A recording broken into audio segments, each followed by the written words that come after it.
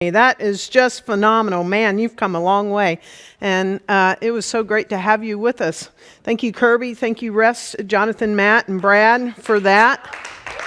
And yay. Cool. Sing the song of your heart. Yeah. It's really good. We're talking about our annual theme. We're going to talk about that all year, but we're really launching it this month, this sacred disruption and reimagine everything. And to sing the song of our heart, we really have to open up and reimagine everything so that we're really meant to sing, whatever sing looks like, can just pour itself right through us and ripple out to everything. So I love this image when it relates to reimagine everything. I saw this several years ago, probably about 8 years now, of this image of the person standing on this wall, and yet what's on the other side of this wall. It's just infinite expression, and anything is possible. And it's all about, today is about opening ourselves up and really embracing this. Can we imagine everything new? Right? Everything new. Even if we don't know the how it's going to come about, how it's going to come to be, anything. It's like, can we reimagine it and let the how go? And just begin to hold what that could look like, what that could feel like, what that could be like, what that experience is. And even if we may not know it in our own lifetime, we might not be here when it occurs, be here in this body, right? So I want to start with a very short yet impactful video. And I invite you all, you can find a lot of good stuff if you Google reimagine everything. Just saying. So that could be part of your homework, is Google and see and go down some of those rabbit holes. But this was one of the things that came up when I Googled reimagine everything. And this is from Sir Ken Robinson. So sit back. Don't sit back because it's short, but take this in.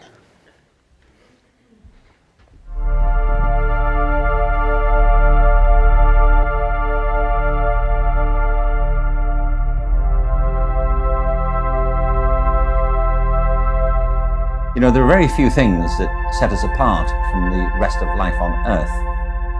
At the heart of them, I believe, is our inexhaustible power of imagination. Imagination is the ability to bring into mind things that aren't present. With imagination, we can anticipate the future. We can revisit the past. We can step outside the present moment and try and see things as other people see them.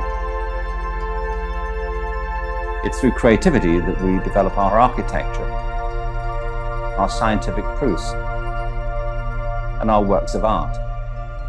We don't just live in the world as we find it, we create civilizations, theories, technologies, and we reach beyond the planet. In honor of the life and work of Sir Ken Robinson, TED-Ed invites you to reimagine the aspects of life we take for granted by finishing the sentence, imagine if. Visit ed.ted.com/imagineif to learn more. Yeah, imagine if. Isn't that great? I just love that. Imagine if. And I'm pulling from the brilliant monthly article that Dr. Petra Weldis writes every month, y'all. You have to go onto the website at least once a month and read the article, especially if you're not in a study group, because that article is in our study guide. But I'm pulling from, and she talks about how the creative faculty of imagination, what breaks the bondage of old patterns and habitual collective consciousness. Right? And so imagination is the ability to see and sense something in the mind's eye that is not actually present. And every one of us have this ability. We have it. whether we actually see the image or not. I mean, there may be different ways in which we see this in our mind's eye. She talks about how it usually feeds our anxiety, this imagination, and doubt and fear. And how are you at imagining catastrophic outcomes, right? Sometimes pretty good, right? And our inadequacy for creating change. But just remember, like any of our faculties, we are in charge of what we focus on. We're in charge of that. So our imagination is just as good as imagining outrageously, I love that she says this, outrageously amazing outcomes and our courageous contributions to change. So we can do this. So we're going to begin today to imagine a world that works for everyone. And if you've been in our community for any period of time, you've heard that phrase. We hold the vision of a world that works for everyone. And even if we don't know how this will come about, we can imagine. Imagine if our planet is healthy. Imagine if people are prospering, that divides are discussed civilly, and there's progress and service to humanity and nature rather than power and money. So I'm going to read what we call the global vision from Centers for Spiritual Living, and you can find this on our website. I encourage you to go find it, print it out. You can download this PDF. If you look, there's like a main picture on the home page, and it moves. But go to the one that looks like our globe in the shape of a heart, and it says, "We envision a world that works for everyone." So I want you to go within in this moment and take this into your imagination as you hear these words. So we can imagine this. We envision all people, all beings, and all life as expressions of God. We see a world in which each and every person lives in alignment with his or her or their highest spiritual principle, emphasizing unity with God and connection with each other. A world in which individuality and collectively we are called to a higher state of consciousness and action. We envision humanity awakening to its spiritual magnificence and discovering the creative power of thought. A world where each and every person discovers his, her, or their own personal power and ability to create an individual life that works within a world that works for everyone. We envision a world in which we live and grow as one global family that respects and honors the interconnectedness of all life. A world where this kinship with all life prospers and connects through the guidance of spiritual wisdom and experience.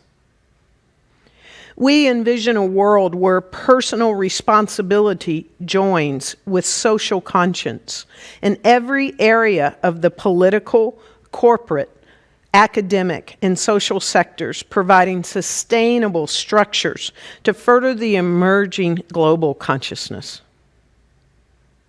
We envision a world where each and every person has enough food, a home, and a sense of belonging, a world of peace and harmony, enfranchisement and justice. We envision a world in which resources are valued, cared for, and grown, and where there is generous and continuous sharing of these resources. We envision a worldwide culture in which forgiveness, whether for errors, injustices, or debts, is the norm. We envision a world which has renewed its emphasis on beauty, nature, and love through the resurgence of creativity, art, and aesthetics. We envision a world that works for everyone and for all of creation. Just anchor that with a deep breath.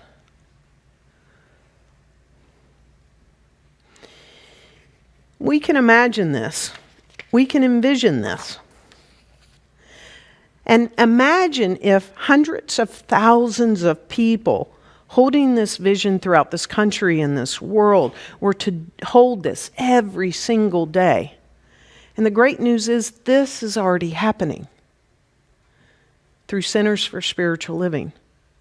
And as we hold this vision, it must become a reality.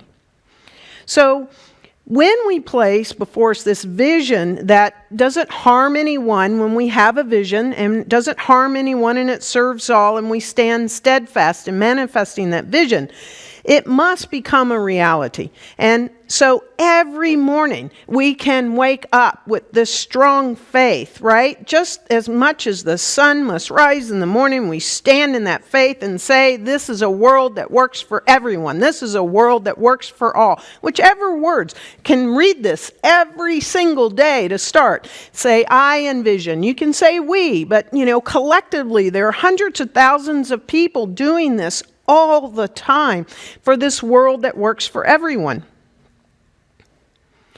And so what we're doing is we're starting this practice of this work to begin to clarify our thinking and to practice seeing goodness and practice to see truth and practice to see beauty in ourselves and in each other, right? And then we have to follow up with appropriate activities to demonstrate it and imagine that this is reality.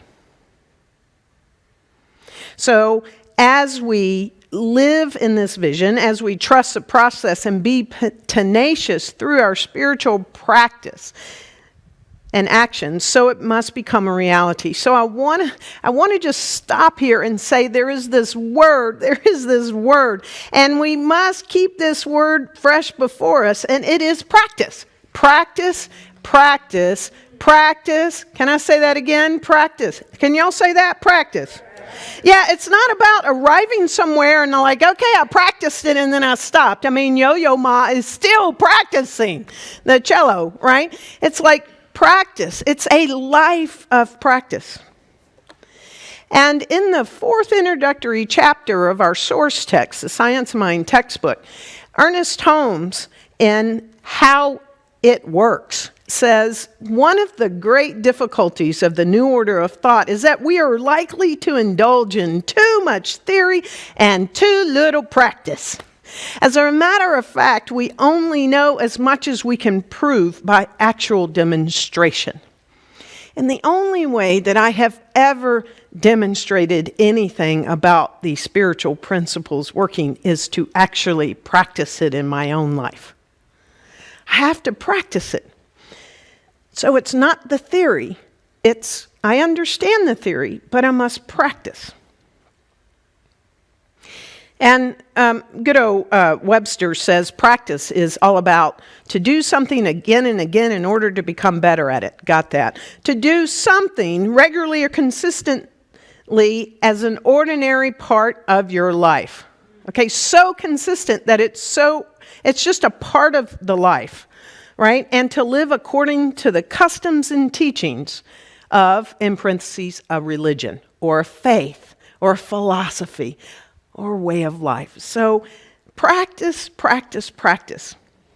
And we can practice using our imagination. We can practice holding a vision, and we can do that every single day. Reimagine everything. Now, there were thousands of examples that I could bring about how things have been reimagined and how things have changed and come about. And thank goodness, I'm only going to bring 2 forward. And I don't know why these particular 2, but they just spoke to me, and I thought, okay, I'm going to bring these 2 examples. So, reimagine everything. Do you know that about 10 years or so ago, there was something, it actually started in Japan, but it came to Seattle, I think is the first place in our country. And there's this reimagining that you could actually have a preschool and a nursing home in the same place. That one reimagining has changed everything. I'm pulling from an article in The Atlantic from 2016, and it's like the giggles and the pitter-patter of little feet echo through the halls of this senior living community, and it's a very unusual thing. And this place is called The Mount. And it's not your typical nursing home. 5 days a week, residents share and staff share this space with 125 children from 0 to 5 years of age. And it is amazing when they reimagine this. And so it brings together some really specific needs that both of these audience or these people or these groups really can use. There are 5 incredible benefits, more than this, but I'm going to talk about 5 that can happen in reimagining this. First of all, kids learn to be comfortable around people of other generations. That's a good thing, right? They may not have grandparents close by or whatever, so these little ones very early on a daily basis, 5 days a week, get comfortable. Number 1. Number 2, spending time with kids helps the senior fight off their loneliness. Number 3, having kids around makes the seniors more active. Have you tried to keep up with a 3-year-old or a 2-year-old or a 4-year-old? It's like you got to be active. It's like really cool, right? Number 4, kids don't care about signs of dementia. Number 5, putting kids in contact with seniors does fight ageism. And so this was a reimagining, and this reimagining has now taken root across the country and across the globe, especially in Europe. This is happening a lot in Europe. So we can reimagine things, how we can be together, how we can thrive together. We can reimagine our work even. What do you think? So yes, this next example, there's a specific reason why I'm bringing this example. I hadn't heard of this person until recently. I want to tell you about a woman by the name of Kate Norton. Okay, she is now a Microsoft Excel influencer. She was working on Excel spreadsheets and doing some things in her life, and this started in 2020, so this is not very old, but I want to tell you a little bit about her. You can look at this article in The Verge. It's really cool. She started to leverage her software that she knew, and she got asked to do some training for Microsoft, and I want you to know that she is incredibly shy and had lots of anxiety before starting these projects for Microsoft and doing some videos for training. But the reason why I want to share this is she started doing deep inner work on herself through meditation, mindfulness, and manifestation. Okay? And through her deep spiritual work, she got herself into a place where she no longer had limiting beliefs and constructs holding her in place. These are her words from this interview, right? And so it was April 2020. Okay, this is not long ago.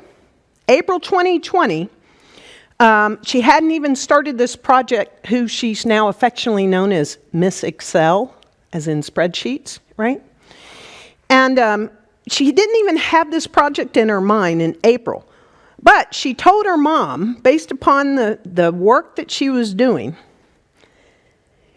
she said, "Mom, I'm going to be rich and famous soon, so I need you to prepare your nervous system for that."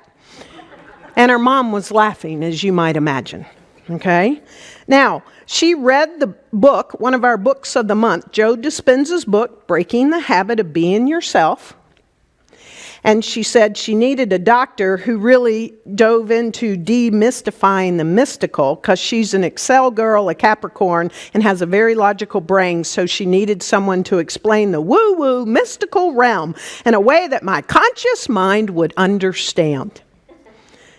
So she launched this little thing on TikTok with a cell phone and a light ring in her child's bedroom in June of 2020.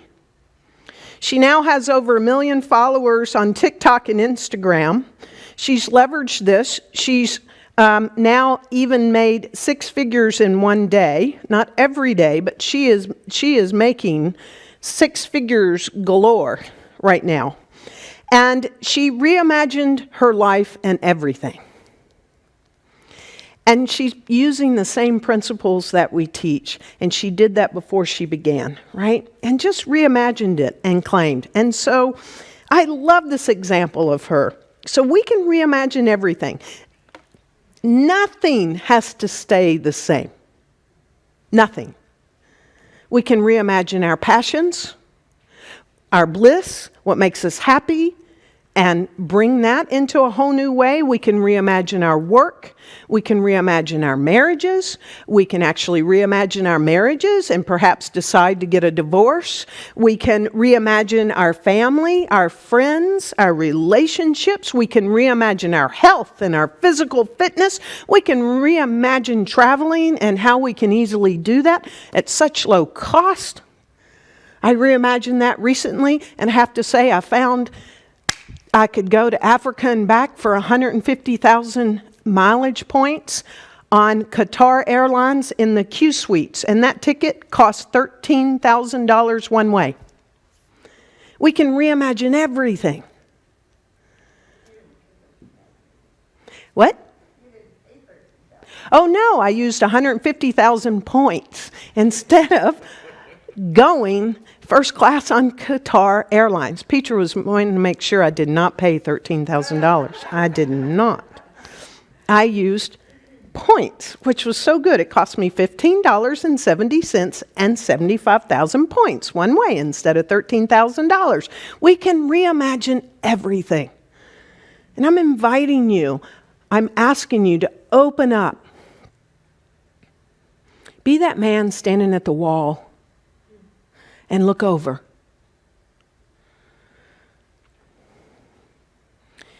Not only for our life individually, but our lives, the sentient beings on this planet as well. Ernest Holmes begins the 4th introductory chapter. Well, he doesn't begin, but it's towards the end, actually. I've given you the bookends of the 2 quotes. And he says, "A new light is coming into the world. We are on the borderland of a new experience. The veil between spirit and matter is very thin. The invisible passes into visibility through our faith in it. We are the borderland of this new experience in so many ways, individually and collectively. Our annual theme here at CSLDallas is helping to bring this forth. This we can already feel, we've already experienced in less than 31 days in this year, that this theme is going to have great impact in all of our lives individually and collectively in this community. Sacred disruption. Reimagine everything.